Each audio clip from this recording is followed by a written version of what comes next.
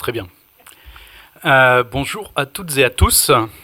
Alors, ce sont mes 20e assises et ce qui change vraiment, c'est que chaque année, il faut que je sois un peu plus loin de mes questions, tout en restant plus près du micro. Ça va être compliqué. C'est mieux comme ça. Bonjour à toutes et à tous. Merci de nous avoir rejoints pour cette table ronde sur les signaux faibles. Alors, c'est un défi, parce que les signaux faibles, c'est un peu comme Bigfoot. On en parle, mais qui a déjà vu des signaux faibles ? À quoi ça ressemble? Quels sont des cas d'usage vraiment pour exploiter, capitaliser sur les signaux faibles? Je pense qu'on va déjà galérer à les définir, donc on part de loin, mais c'est ce qui rend évidemment l'exercice le plus intéressant. L'objectif n'est pas de refaire une table ronde, une énième table ronde générique sur la Threat Intel.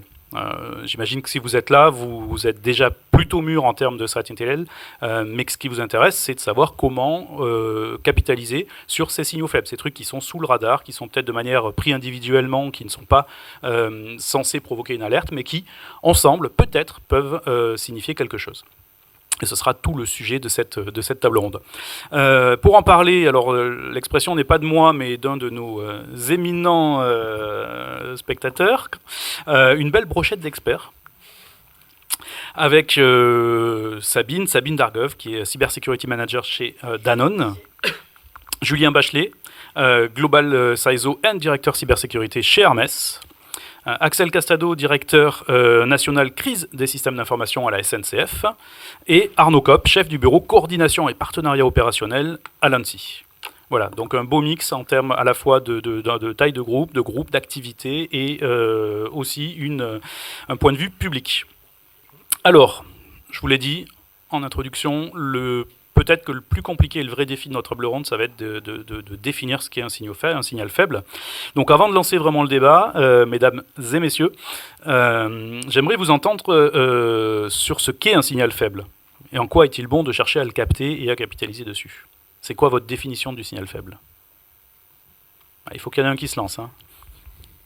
Ou une.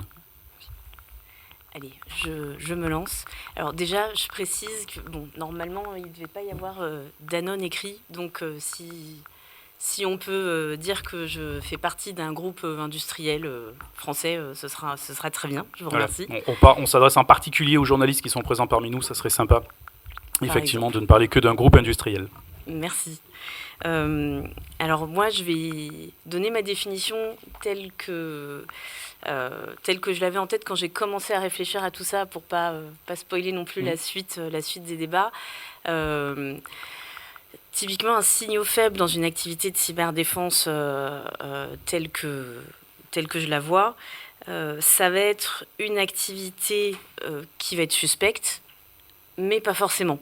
Donc typiquement, un signal faible va être un événement qu'on va retrouver dans des chaînes d'activité malveillantes, mais si on cherche uniquement cet événement, vu que c'est un signal faible, on va avoir énormément de faux positifs et on risque d'y laisser beaucoup de temps et d'énergie. Donc en fait, c'est la pépite dans le faux positif. C'est parmi X événements similaires, il y en a un qui va correspondre à effectivement une activité malveillante, alors que tous les autres seront légitimes ou mal classifiés. Très bien, c'est un point de vue intéressant. On rajoute, tout le monde est d'accord avec ça, ou on rajoute un petit peu de précision? Alors, bonjour à toutes Axel. Et à tous. Alors moi, je partage cet avis. J'ai une définition peut-être un peu plus dynamique, au sens où je suis en phase avec l'aiguille dans la meule de foin, la pépite parmi un échantillon. Mais ce que je pense, c'est que le travail sur les signaux faibles, ça revient un peu... c'est un peu, tu as parlé tout à l'heure de Bigfoot, là, mais c'est un peu la même image. C'est un peu comme la conquête de l'Ouest, avec une ligne signal faible qui bouge dans le temps et en fonction de notre niveau de maturité. Et donc, c'est en après une forme de qualification qu'on commence à toucher le sujet du signal faible et qui va nous faire avancer sur ce sujet-là. Et donc chacun, dans ces différents tamis, en fonction de son niveau de maturité, va récupérer au début peut-être une forme de pépite, mais il y en a d'autres des plus petites dans le tamis suivant de l'exercice. Donc on va certainement donner des exemples tout à l'heure là-dessus. Mais je pense que c'est un exercice très dynamique lié à la maturité qui évolue dans le temps. Non, justement, qu'est-ce qui va distinguer un programme de CTI, alors j'allais dire standard, non, mais d'entrée, c'est quand on commence à s'intéresser à la CTI, versus un programme de CTI un peu plus avancé qui permettra de commencer à s'intéresser à ces signaux faibles. Parce que j'imagine qu'au début, quand on commence à mettre en place des programmes de CTI, c'est même pas sur le radar, le terme n'existe même pas. Justement, Arnaud Kopp pour l'ANSSI, et je m'exprime plutôt à titre personnel en tant qu'expert. Pareil, ça faudra peut-être le noter aussi. Voilà.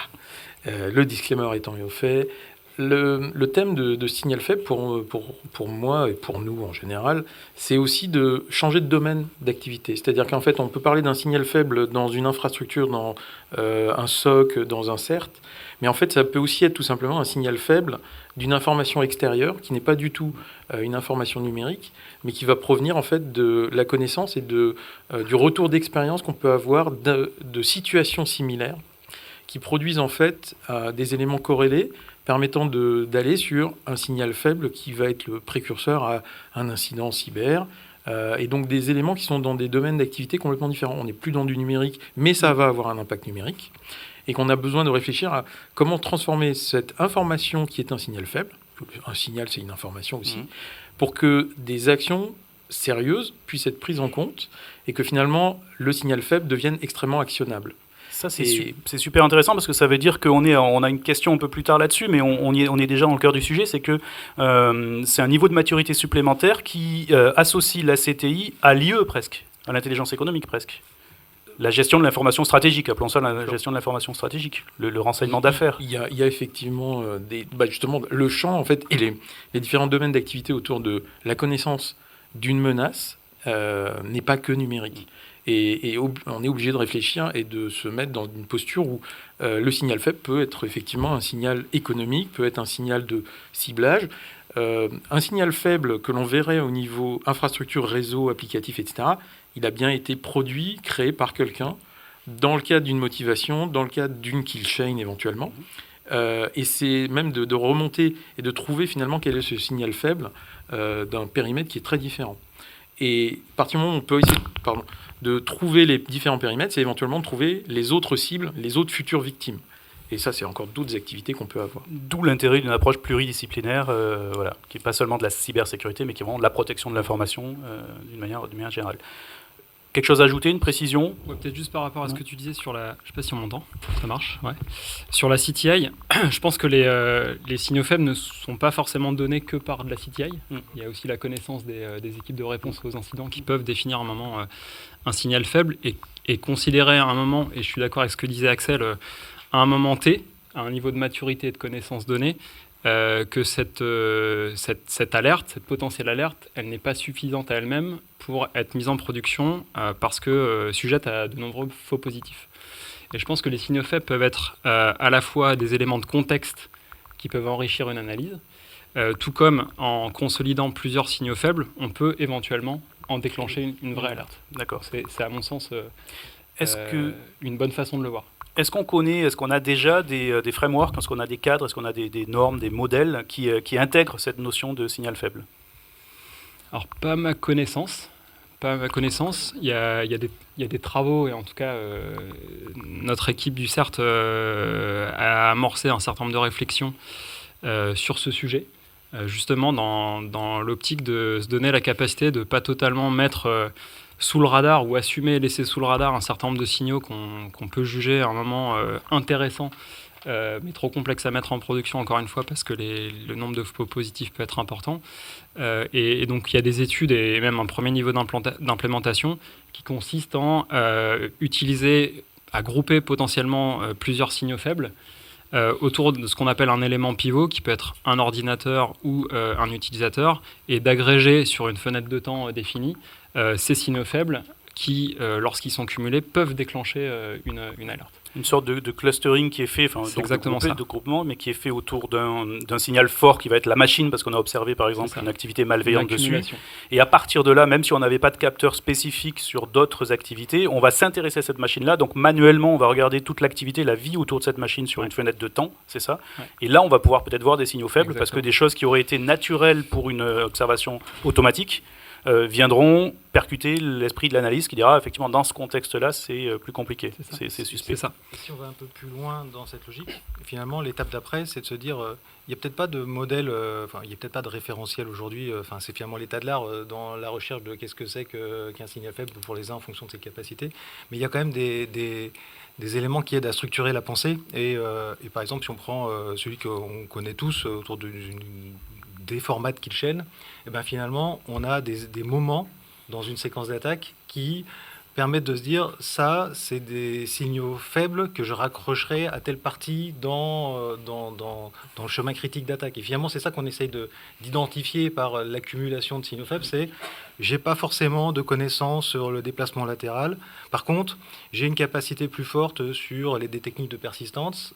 Ben, cette information à ce moment-là, plus une bonne connexion, une bonne connaissance d'escalade, de privilèges à certains endroits, ben, fait que finalement on se dit ces deux éléments plus cet élément, je vais les rapprocher d'un scénario un peu plus global. Et là, on a quand même des frameworks qui commencent à apparaître sur le séquençage dans le temps, la kill chain, et sur des modèles de techniques d'attaque qui par rapport à des cas d'usage, quoi.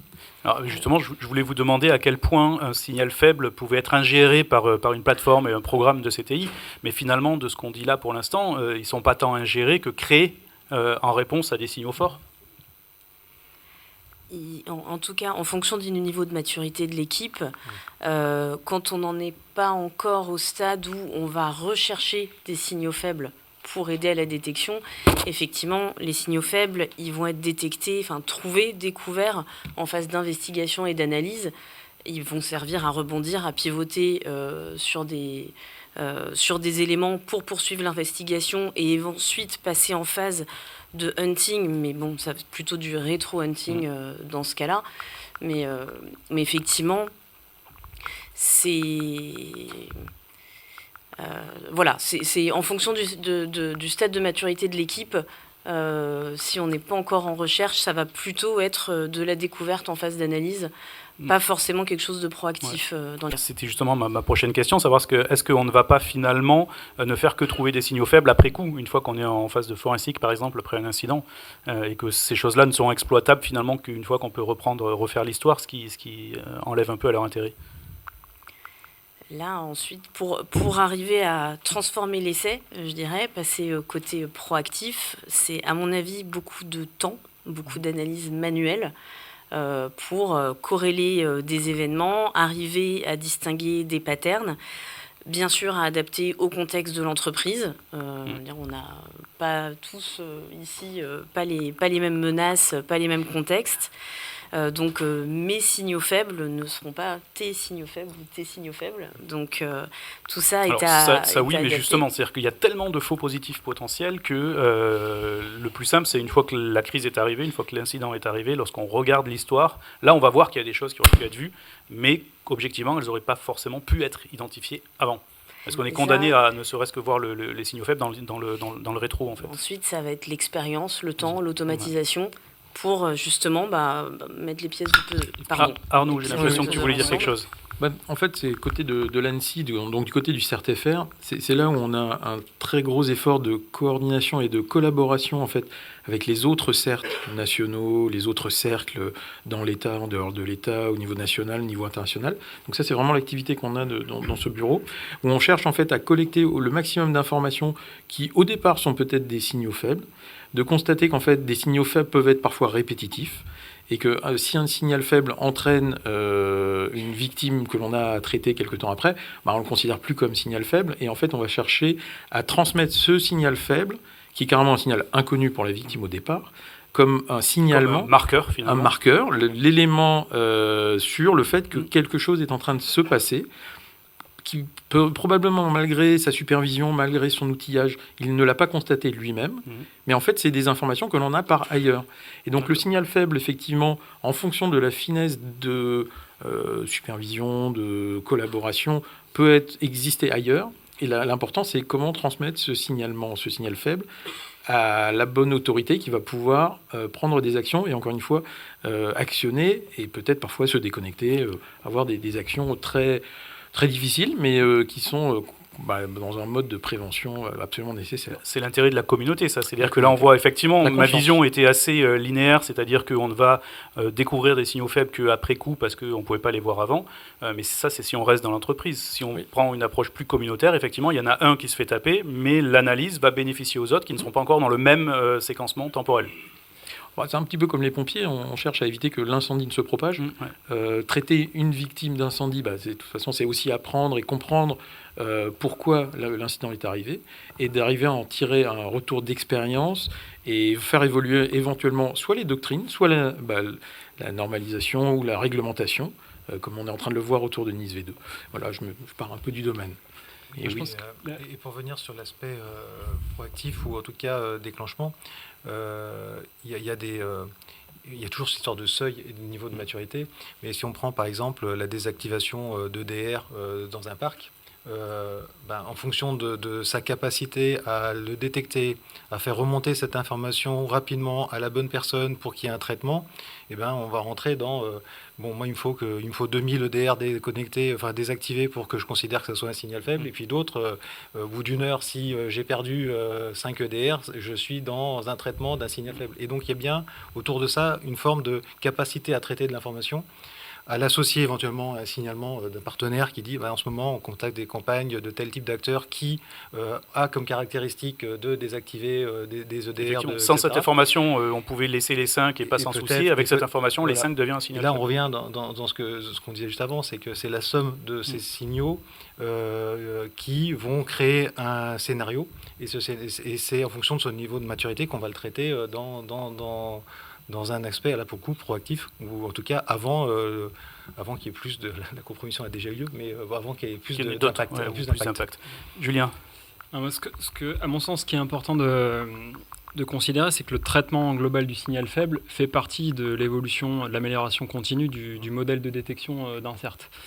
Il y a évidemment, et c'est le cas qu'on aime le moins, un incident qui peut nous permettre d'apprendre, mais il y a également des exercices de type Purple Team ou Red Team qui permettent aux équipes d'identifier de nouveaux signaux faibles, et c'est par ce biais-là qu'on intègre, qu'on enrichit cette base de signaux faibles. Et qu'en parallèle, et ça revient à ce que disait en intro Axel, on apprenne avec le temps de notre capacité à intégrer des signaux faibles comme des signaux forts. Quand on commence à avoir un petit peu plus de recul sur le nombre de matchs et le nombre d'incidents, et qu'à ce titre-là, on traite le cycle de vie assez naturellement. Donc on est clairement sur une question de maturité, comme on l'a dit. Et quand on prend un peu de recul et qu'on regarde le fonctionnement d'un programme de CTI, on va dire standard, même si ça n'existe pas forcément, mais un programme CTI standard où on ingère des flux achetés commerciaux par exemple, et on met ça en blocage sur des pare-feux, versus on a une équipe d'analystes qui sont capables de comprendre, creuser, lever le doute, pivoter et ensuite venir injecter ça, partir d'un signal faible, en faire un signal fort parce que ça a été confirmé par d'autres choses. On n'est plus du tout dans le même monde. Est-ce que ce sont les mêmes équipes ou est-ce qu'il faut penser tout simplement faire 2 programmes complètement différents ? Pour moi, effectivement, c'est pas la même activité. Ça peut être géré par une même équipe, cyberdéfense, SOCCERT, quel que soit son nom. La CTI ingérée par des feeds automatisés, elle va être traitée de manière automatisée aussi, soit en blocage automatique, soit en alerting automatique dans un SIEM ou autre. Cette partie recherche de signaux faibles, elle va demander du jus de cerveau, tout simplement, des analystes qui vont se creuser la tête pour en chercher des nouveaux, chercher le petit élément de la kill chain qui va permettre de mettre en place des nouvelles règles de détection. Et j'ai perdu ce que je voulais dire, évidemment. Ça va revenir. Ça va revenir. Oui, et en fait, c'est un exercice d'amélioration continue. Moi, le signal faible, je le vois comme la carotte devant l'âne qu'on veut toujours atteindre, mais finalement, il y aura toujours des signaux faibles, ils vont évoluer en fonction de la maturité de l'équipe. On se prenait des exemples comme ça. Il y a quelques années, l'exécution d'un Mimikat était un signal faible. Aujourd'hui, c'est évident à détecter, c'est pas un signal faible, on sait le faire. Il y a d'autres indicateurs qui aujourd'hui sont des signaux faibles qu'on a du mal à repérer, à corréler. Espérons que dans quelques années, ce soit facile. Alors, si vous deviez monter la team signaux faibles dans vos organisations respectives, vous choisirez quoi? Vous chercherez quoi comme profil? Il vous faut quoi comme profil? Il me faut Moi, je vais chercher des soft skills particulières, des personnes très rigoureuses, très méticuleuses, persévérantes, patientes. Curieux, voilà. Avant tout, des personnalités. La pugnacité, comme ça. ne pas lâcher sur une suspicion, par exemple. C'est difficile, ça. Hein. Curieux dans le partage. Ouais. C'est pas forcément évident dans certaines communautés d'experts. Et donc, du coup, trouver des profils de cette nature. Et si on doit mettre un métier, alors, chacun va peut-être en citer un, mais moi, je mettrais un administrateur de la structure qui soit justement dans le partage et dans la curiosité de son activité pour voir, pour être questionné par d'autres acteurs. Et donc, les autres acteurs sont peut-être plus traditionnels autour des équipes de pentest, mais voilà, mais je mettrai les l'un avec l'autre pour que les deux aient un échange de... Ça, c'est ma pratique normale, et que l'un et l'autre commencent à se questionner sur mais est-ce que le rafraîchissement de tes logs permet de détecter une activité? Est-ce que tu vas regarder tel event Windows tous les matins? Est-ce que et pour pouvoir aller sur justement ce qui n'est pas fait d'habitude. Donc voilà, c'est les deux profils que je mettrais, un admin et un pentest. Les autres? Moi, je mettrais un joueur d'escape room, parce qu'en fait, il a besoin de travailler en équipe. Il a besoin d'être dans un environnement où il sait qu'il y a une issue. Il ne sait pas forcément comment passer à l'étape d'après. Et finalement, dans l'escape room, il est en train de jouer contre le maître du jeu. De la même façon que là, il est en train de jouer face à un playbook d'un acteur malveillant. Et il a juste besoin de le déchiffrer et puis d'arriver à trouver comment l'arrêter. Donc arrêter la kill chain à ce moment-là. Intéressant, beau profil. Nous, notre detection lead, c'est un super joueur d'échecs. ça doit nous aider, certainement. Je pense qu'il faut effectivement 2-3 personnes capables à la fois de prendre de la hauteur pour réfléchir un peu out of the box, parce que le modèle que j'évoquais tout à l'heure, c'est pas forcément quelque chose qui existe sur étagère. Donc il y a un petit peu de ça, quelqu'un qui sait travailler en équipe pour challenger un petit peu ses idées. Il y a forcément de bons experts techniques, c'est quand même très technique dans l'implémentation. Et puis il y a quand même quelqu'un mindé process. Tout à l'heure on parlait de cycle de vie. Et mettre en place ce genre de dispositif, ça peut bien fonctionner sur le court moyen terme, mais ça peut devenir un gros il faut le faire vivre, quoi. Bazar. Donc je pense qu'il y a vraiment, en tout cas moi c'est vraiment un des sujets sur lesquels je les challenge beaucoup, c'est la capacité à industrialiser les choses et pas uniquement partir bien en tête sur quelque chose qui est joli techniquement et qui certes apportera de la valeur d'un point de vue qualité de la réponse, mais qui tiendra aussi dans le temps, qui pourra évoluer, puisqu'on a vu qu'il y a de toute façon une notion temporelle très forte dans ce qui est un signal faible et ce qui ne l'est pas. Je pense que ce dernier point qu'évoque Julien sur la capacité à construire un objet qui s'améliore est le plus important dans l'ensemble, parce que quel que soit le niveau, finalement, on n'a pas forcément tous l'admin qui maîtrise l'ensemble des sujets, le pentester de niveau international dans ses équipes, mais ce qui va permettre de faire progresser, c'est justement la capacité à mettre ça dans un process associé à l'entreprise, dans à la fois la remontée d'incidents, à la fois dans la capacité à remettre à jour, de ne pas créer de la dette technique dans cette pile de signaux faibles, pour que ça alimente vraiment des playbooks de recherche. Et ça, je pense que c'est le point peut-être le fail sur lequel on peut tomber si on ne l'a pas pris en compte dans la construction. Alors justement, on va jouer au jeu du projet. Si vous deviez monter un tel projet, comment vous y prendriez? Quelles seraient vos préconisations ou choix à la fois d'outils, de process, etc. pour monter cette team et ce projet signaux faibles? Ça, c'est la pire des questions du soir. Non, je pense qu'il faut d'abord avoir les bases. C'est-à-dire que ça vient assez naturellement. Ça vient assez naturellement quand les bases sont déjà posées, quand on a un premier niveau de journalisation, de collecte de logs, un SIEM qui est capable de lire des choses intéressantes, de corréler des choses intéressantes, une équipe, comme on vient de le dire, qui est à peu près peuplée de ces personnes-là. Et on a oublié quand même un petit peu d'esprit offensif, parce Mhm. que je pense que c'est important d'avoir aussi, de croiser ça avec des gens qui ont cette capacité offensive. Et c'est des choses qui viennent assez naturellement, parce qu'on a toujours, quand on travaille sur évolution les nouveaux naturelle, donc, usages, c'est ça. je pense, parce qu'on a toujours...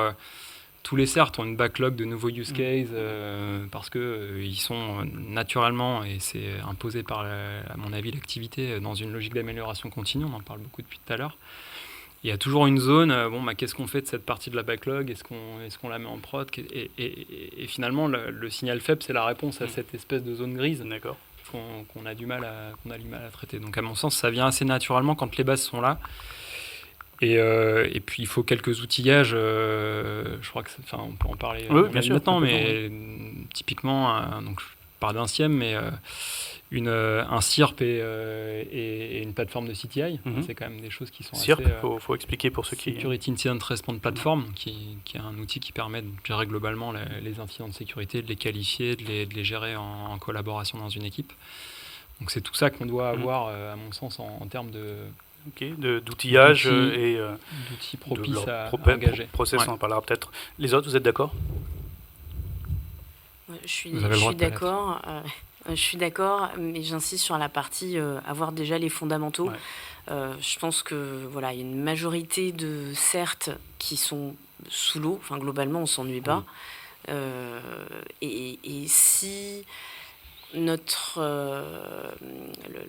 toutes les ressources de l'équipe, aussi bien en termes de temps que de ressources mentales, sont déjà occupées à traiter que des signaux forts, du tout venant, du malware, du phishing, que sais-je, on va pas avoir la disponibilité, la ressource et Donc ça demande la déjà un maturité, investissement en fait, pour essayer d'ouvrir un pour petit aller peu plus et loin, de récupérer de la ressource, quoi. On va compléter un petit peu la question. Quelle serait... alors, vous pouvez reprendre aussi la question pour les autres, ceux qui n'ont pas encore répondu. Vous pouvez reprendre la question de connaître les process et comment vous mettriez les choses en place. Mais je complète ma question avec le livrable. Qu'est-ce qu'on attend concrètement d'une telle équipe et d'un tel projet? Concrètement, qu'est-ce que ça va produire en termes de livrable qui va pouvoir aider à améliorer la posture de sécurité de votre organisation? Ah oui, quand on parle de livrable... Des règles de détection. Non, Pour moi, c'est des règles de détection, quoi. ouais, Des règles, d'accord. Exactement. C'est le signal faible, il doit alimenter justement un niveau de recherche de scénario. Et donc du coup, c'est une règle de détection. Si on a déjà quelque chose qu'on veut enrichir en disant j'ai déjà d'habitude un niveau de confiance de 70%, quelque chose comme ça, quand ça arrive, j'ai besoin de monter. Et donc on va alimenter, enrichir un autre scénario en disant maintenant, en plus, je suis capable de remonter un certain nombre d'événements. Donc ça, c'est un premier livrable, et ça se mesure. J'ai pu alimenter tous ces scénarios-là par cette nouvelle caractéristique. Je parlais tout à l'heure de désactivation d'EDR, par exemple. Et bien, je peux alimenter tous ces scénarios. Ça, c'est un premier livrable. Ça, c'est une vraie règle de détection qui est essentielle. Puis après, ça doit alimenter aussi la prospection dans la veille en se disant quels sont les prochains scénarios que je dois mettre dans ma roadmap, mais ceux-là, je ne sais pas encore les traiter et je ne peux pas encore les mettre en prod. Mais je sais qu'ils existent, je sais qu'il y a ces scénarios. Et donc, comment je vais aller dessus? Alors, peut-être qu'avec celui-là, je dois pouvoir expérimenter. Et donc, il faut pouvoir, en mode de recherche, dire j'ai alimenté ce nouveau test et après, je le passe avant de le mettre en prod sur des scénarios.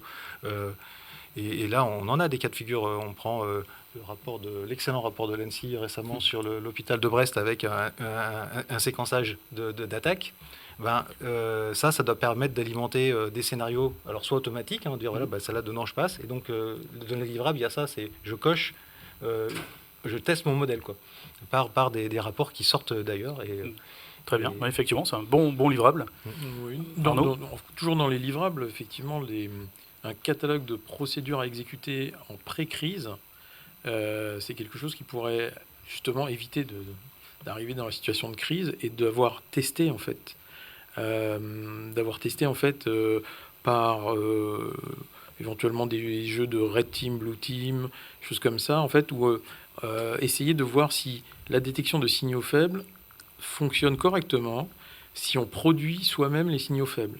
Oui. Et en fait, se mettre, plutôt que d'attendre que l'attaquant produise le signal faible, c'est essayer d'abord de se les produire. Et prendre le risque de le rater. Et prendre le risque de le rater. C'est déjà de vérifier et d'être dans une phase de on a confiance, on a mis quelque chose en place, mais comment est-ce qu'on vérifie en fait cette confiance ? Et donc d'avoir un contrôle. C'est les fameuses formes d'armes qui apparaissent aléatoirement au passage du contrôle bagage. Oui, par exemple. Mais alors après, c'est vrai que sur le problème des ressources humaines, c'est-à-dire que si, pour couvrir déjà les basiques, on a une difficulté et qu'il y a déjà une surcharge ou une saturation du traitement des signaux forts, la difficulté, c'est comment est-ce qu'on arrive à trouver une équipe qui est quasiment dédiée à ça. Mais ça veut dire, est-ce qu'elle est interne? Est-ce qu'elle est externalisée? Est-ce que c'est les plus grands experts des signaux faibles?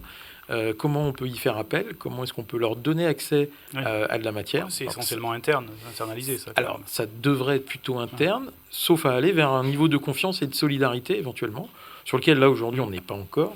Mais quand on regarde, nous, au niveau de la coopération, même au niveau européen, on commence à avoir des orientations pour essayer d'avoir des niveaux de collaboration et de solidarité européenne qui sont assez difficiles à atteindre sur du traitement de logs ou de SOC au niveau européen.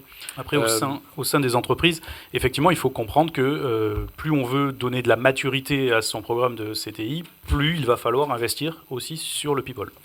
Ouais. Et alors du coup, peut-être pour reprendre un peu ce qu'on disait juste avant, si on est déjà chargé par le quotidien sur des signaux jugés comme forts, avant de se dire je vais aller à la chasse à des signaux faibles, à des scénarios complexes, de la prospection, il y a quand même une première étape d'automatisation. Et s'il y a un truc à faire, c'est automatiser un maximum ce qu'on sait traiter dans les signaux forts, de gagner vu qu'on a un certain niveau de confiance là, quitte à réduire d'ailleurs ce qu'on détecte techniquement pour vraiment remettre de la ressource sur le reste. Et ça, je pense que c'est le moyen peut-être de sortir la tête de l'eau quand on est... Quand on a déjà trop de signalements à traiter. Et ça, c'est déjà un sujet difficile. Je veux dire, l'automatisation, c'est un projet en soi déjà. Et ça serait presque un prérequis finalement donc, pour ce type de projet.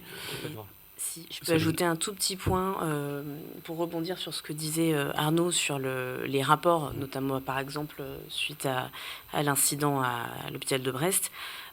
Pour moi, un des livrables, effectivement, des rétex, des rapports d'incidents avec des TTP, etc.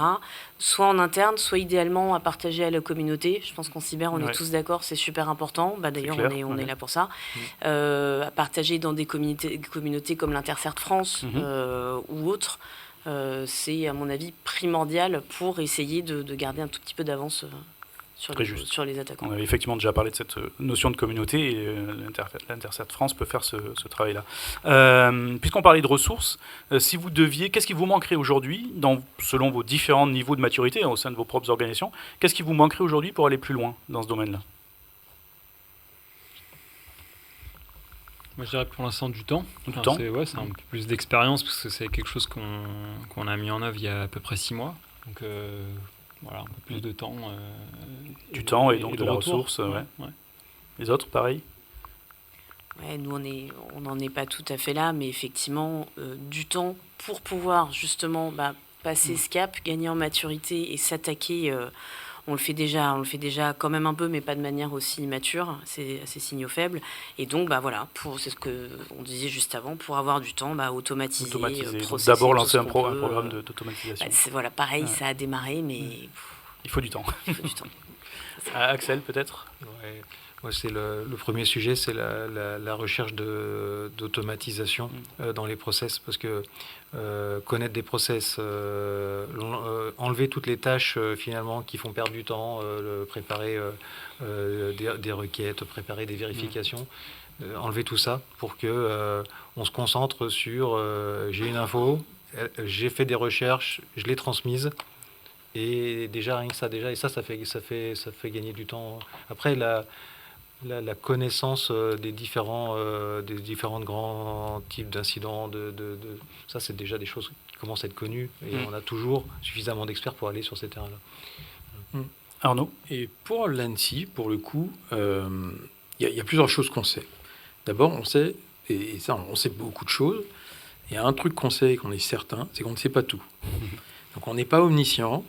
Des signaux faibles, on continuera à en recevoir. Parfois, on saura très facilement les retransférer, les signaler. On sait très bien qu'on ne connaît pas toutes les entités qui sont NIS V2 ou même tous les OSE, on n'a pas forcément les contacts RSSI. Donc en fait, on sait qu'il y a plein de choses qu'on ne connaît pas. Et donc en fait, on est constamment en train de, dans tous les cercles d'échange, les cercles de confiance, on est constamment en train de devoir construire une confiance suffisante pour que l'on puisse obtenir de plus en plus d'informations qualifiées, contextualisées, permettant en fait d'assurer que les infos, déjà on puisse les ingérer, les capitaliser, les corréler, et que derrière on puisse en produire soit des rapports, soit des signalements vers le CHU de Brest, soit des règles IARA, carrément. Soit des règles IARA. Après, on ne sait pas comment vous allez tous les appliquer, mais, parce que ça aussi, on ne sait pas exactement. Et en fait, il y a vraiment beaucoup de choses qu'on ne sait pas. Mais on est toujours dans cette démarche où en fait, on a besoin de plus en plus aussi de monde, de capacité, de feed, d'informations, pour essayer d'avoir le maximum de connaissances. Et en plus, la connaissance, on sait qu'elle, au bout d'un moment, elle commence à être un peu périmée. Donc en plus, les anciennes connaissances, parfois, on a besoin de les purger aussi. Et de trop détenir d'informations, parfois, on pourrait être biaisé sur des signaux qui, à ce moment-là, ne seraient plus des signaux faibles, mais des signaux pollueurs. Qui essayent de pollueurs ou qui essayent de nous entraîner dans des directions où on n'a pas du tout besoin d'aller. Et donc toujours rester dans un périmètre, une capacité d'action et d'éviter en fait et une saturation qu'on pourrait dire mentale et d'éviter d'être intoxiqué même par des informations qui à un moment donné seront peut-être même créées par des intelligences artificielles. Ce qui me manquerait, c'est cette capacité de gérer plus d'informations, plus dans la profondeur, plus dans le temps. Très bien. Alors, on a parlé de beaucoup de choses là, on en a un petit peu parlé tout à l'heure. À ce niveau-là d'analyse, est-ce qu'on peut imaginer des liens ou est-ce qu'ils se font naturellement avec d'autres disciplines comme l'OSINT ou l'intelligence économique ? Alors, sans forcément que ce soit lié au sujet du signal faible, mais l'activité de veille... Alors, on a vu que le signal faible peut venir d'autres de capteurs qui ne sont pas numériques. Et il faut trouver le moyen de l'ingérer dans l'analyse. De la veille au sens large. Voilà, ouais. C'est ça. Et c'est vrai qu'une des techniques utilisées de plus en plus pour faire de la veille CTI, mais pas que, c'est l'OSINT. Donc, et effectivement, l'OSINT, dans quelques organisations, commence à être une sorte de point de pivot entre des aspects de veille au sens intelligence économique et des aspects de veille au sens cyber. Entre les littéraires et les scientifiques, c'est ça ? Ouais, il y a un peu de ça, mais principalement parce que globalement, on utilise des techniques, des outillages similaires pour éclairer finalement de l'information qu'on collecte via des prismes un peu différents. Donc ça c'est ce qu'on... on le voit notamment des rapprochements avec la com corporate, avec la sûreté évidemment. Enfin, c'est des choses que pas mal d'entreprises font, voilà, parce que globalement, c'est des personnes qui ont un intérêt à travailler ensemble à la fois pour de la veille et potentiellement pour se préparer à répondre à des crises ou à des incidents importants. Donc, en tout cas, l'OSINT comme une sorte, encore une fois, de point de pivot entre les sujets plutôt de veille globale sur les risques de l'entreprise et notamment ceux de l'IE et ceux de la veille cyber, type CTI, à mon avis, ça fait sens. Ça a du sens. C'est le sens de l'histoire. Et je suis complètement en phase avec toi, Julien, parce qu'il y a un sujet, on l'a dit tout à l'heure plusieurs fois, il y a une forme de recherche quand on va dans les signaux faibles. Et donc, il y a un énorme risque à avoir des biais un peu à tout niveau. Et donc, un des intérêts de l'OSINT, c'est que, regarde, alors de la jeunesse du domaine des profils associés, ça peut questionner des biais de structure qui partaient dans des directions un peu trop fermes, et grâce à ces profils-là et à cette matière-là, ça peut réaligner des priorités de playbook ou de modèles qu'on essayé à identifier au travers de signaux faibles. Et ça, c'est, je pense, le point, la grosse force de ces profils dans des structures. Ils n'ont pas besoin d'être nombreux, mais ils doivent être entendus afin de réorienter et de questionner les biais, quoi. Et on peut en avoir beaucoup, je pense. Peut-être juste à main levée, est-ce que qui parmi vous, dans vos organisations, a formalisé le rôle de l'OSINT et le métier de l'OSINT, l'effet de l'OSINT? Non, hein? D'accord. Ou IE, d'accord, ok. Ouais. D'accord. Effectivement, la question portait aussi sur l'IE, mais effectivement, Julien a mentionné l'IE comme étant une des sources ou une des formes de veille, voilà, parmi d'autres, effectivement. Ok, donc effectivement, on n'y est pas encore, mais il y a cet intérêt à rapprocher, intégrer les deux. parlons un peu du temps et du temps de réaction surtout. En termes de crise, on a besoin d'une réaction rapide. Or, l'analyse, la production de ces signaux faibles, l'analyse des sources de données et la production de ces signaux faibles en tant que signal actionnable, ça prend du temps. Est-ce qu'il est utile d'essayer de réduire ce temps-là, ou est-ce que c'est un temps incompressible et il faut apprendre à vivre avec ? C'est un peu les deux. C'est-à-dire qu'on doit à la fois être en mesure de qualifier, en tout cas de regrouper ces signaux faibles, à mon sens, dans des délais courts. Un attaquant, quand il démarre ses premières activités d'intrusion et les premiers mouvements latéraux, on peut avoir en quelques minutes des signaux faibles qu'on peut corréler, des signaux composites. J'aimais bien le terme qui évoquait c'est Axel, un chouette terme, des signaux composites qui agrégés sur vous l'avez entendu ici en premier. Une période de temps très courte, et c'est copyright Axel. Copyright NC. Donc c'est sur une période assez courte. Donc là effectivement, il faut une capacité à la corrélation, corréler, assez rapide. Et agir. Et pour autant, ce que je disais tout à l'heure, on peut avoir un certain nombre de signaux faibles qui ont besoin d'être analysés sur une plage de 24 ou 48 heures pour donner du sens. Pour faire sens. Ouais. Okay. Donc il faut là aussi être capable de faire la distinction. Ouais. Et je parle encore pas de un autre signaux niveau faibles de qui pourraient être maturité. analysés sur des niveaux sur plusieurs jours ou plusieurs semaines. Mais en tout cas, c'est à mon avis deux échelles de temps à travailler. Donc c'est un autre niveau de maturité pour comprendre aussi cette distinction dans les échelles de temps différentes sur la même matière première. Après, on va rester calme sur le... Restons calmes. Les autres ? Tout le monde est d'accord avec Julien ? Je pense qu'il y a une partie d'intelligence humaine, en fait. Oui. C'est-à-dire qu'en fait, l'humain a vraiment toute sa place, parce qu'en fait, finalement, c'est aussi des questions d'intuition, c'est des questions de mémoire, de situation. Par contre, c'est aussi un gros travail à faire sur les biais au départ. C'est-à-dire qu'en fait, ces personnes-là doivent être formées à ce qu'est un biais, à comment s'en échapper. Comment l'identifier déjà, et ensuite s'en libérer. Bien sûr. Tous les types de biais en général. Ouais. Et ensuite, justement, les laisser en capacité de travailler sur des plages de durée qui peuvent être beaucoup plus importantes et qui peuvent là commencer à être un signal faible. Donc il y a une difficulté aussi, on ne va pas aller jusqu'à de l'intelligence artificielle, enfin, il y a sûrement des vendeurs qui en même temps, de une ça. table ronde assise ces temps-ci où on ne parle pas d'IA... Oui, mais parce que l'intelligence humaine, en fait, elle a cette partie... Ça fonctionne encore bien. Elle a quand même cette partie qui fonctionne bien. Surtout qu'il y a une formation au contexte. À partir du moment où on est sur des équipes intégrées dans l'entreprise, dans l'environnement, ils ont, peut-être sans avoir une expertise sur les métiers, ils ont au moins une connaissance en fait, des différents comportements. Et c'est finalement cette intelligence humaine qui là est peut-être aussi à rapprocher de ce qu'un signal faible peut produire en fait. Et qui prendra de toute façon toujours plus de temps. Dernière question. Est-ce que vous considérez que le foisonnement d'outils, alors il y a des tonnes de plateformes de CTI, il commence à y avoir plusieurs standards de partage d'informations, etc. Est-ce que ce foisonnement, selon vous, c'est une bonne chose ou est-ce qu'au contraire, ça peut nuire à l'interopérabilité et donc la constitution d'une communauté qui partage les mêmes standards, les mêmes moyens d'échange, etc. face à des attaquants qui, de toute façon, innovent en permanence ? Je trouve qu'en termes d'outillage sur la CTI, alors certes, il y a énormément de choses, de solutions et tout, mais au niveau des standards, il n'y en a pas tant que ça. Stix, taxi, etc. Ça vient de la communauté open source. Ouais. Belle communauté française d'ailleurs autour de tout ça. Beaucoup. Donc, et globalement... ces standards sont déjà bien ancrés, bien établis dans le paysage, et les éditeurs commerciaux s'y raccrochent et les supportent. Je pense aussi du Yara, du Sigma. On utilise énormément de Sigma. C'est de l'open source. Les éditeurs le supportent.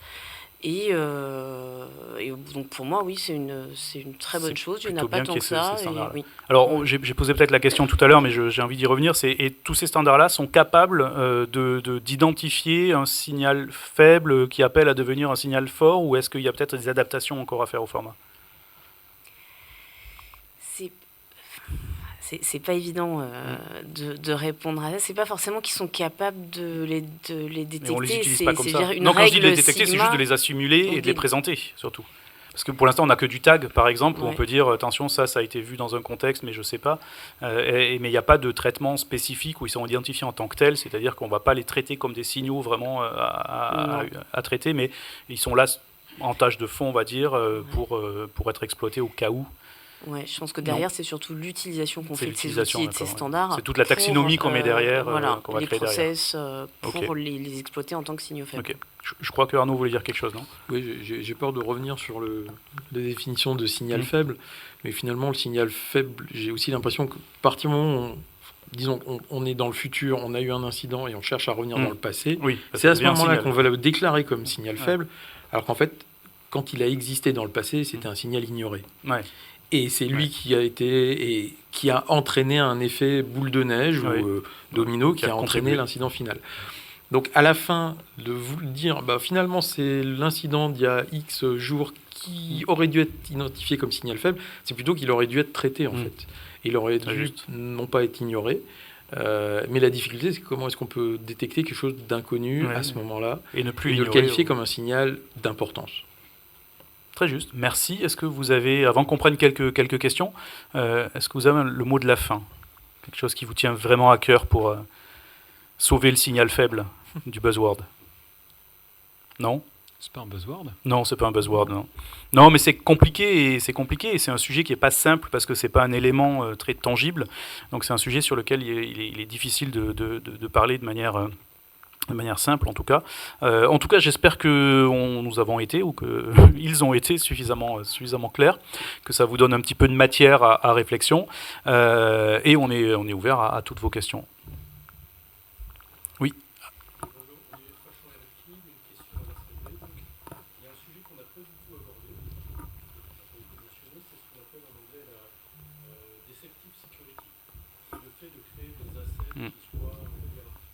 Mhm.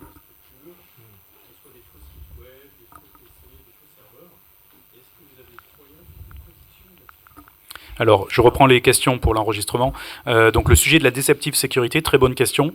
Et finalement, la question derrière ça, c'est est-ce qu'en utilisant la deceptive security, ça ne permettrait pas de créer des signaux faibles, parce que tout ce qui se passerait sur ces faux assets, par nécessité ou par destination, serait des choses malveillantes qu'on aurait peut-être pratées sur d'autres. C'est ça? Alors, nous, la Deceptive Security, pour répondre à ta question, effectivement, moi j'y crois. Mais pour moi, ça permet de détecter des signaux forts. Des signaux qui sont déjà forts, on sait que s'il y a un hit sur un Oni token, un Oni count, un Oni SCADA, tout ce qu'on veut, c'est que déjà il y a un truc pas normal. On est, à mon avis, plus dans le signal faible. On est dans quelque chose qu'il faut traiter là tout de suite maintenant. Et si on n'est pas complètement dans le signal fort, on est dans quelque chose qu'on s'est raccroché à un scénario, et donc du coup on est dans l'esprit.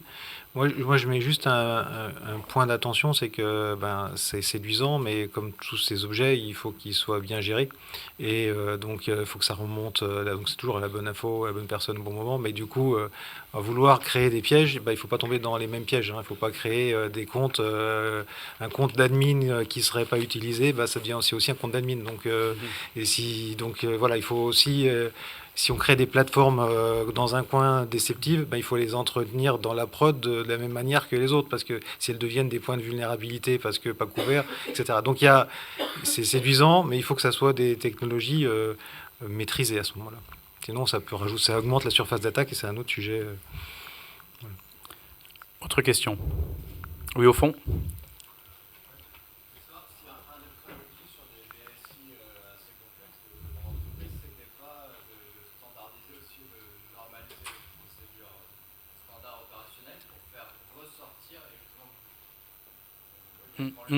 Des choses qui...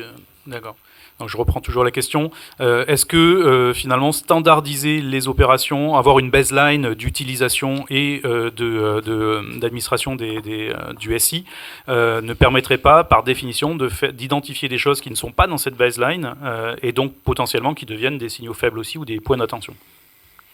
Alors là, je peux relayer les messages de la sous-direction expertise de l'ANSSI qui produit des guides et des recommandations sur justement la bonne pratique de l'administration, de la production des logs, de la centralisation et ensuite de la recherche. Ça fait un peu partie aussi dans NIS V2, ce qui probablement, je suppose rien, mais probablement des éléments qui s'ajouteront aux éléments de base en fait de ce qu'on attend et qui feront que un signal faible d'il y a quelques années, en fait, ce sera juste un signal normal à partir du moment où on a ces niveaux-là de supervision en fait. D'accord. Mais j'aime bien l'intérêt. Et de toute façon, beaucoup de solutions aussi fonctionnent sur ce principe-là, où on crée une baseline et puis tout ce qui sort de la tête, forcément, on s'y intéresse. D'autres questions? Non? Bien, très bien. Comme ça, on finit à 10 minutes de notre deadline. C'est parfait. C'est la première fois que ça m'arrive. Merci à toutes et à tous.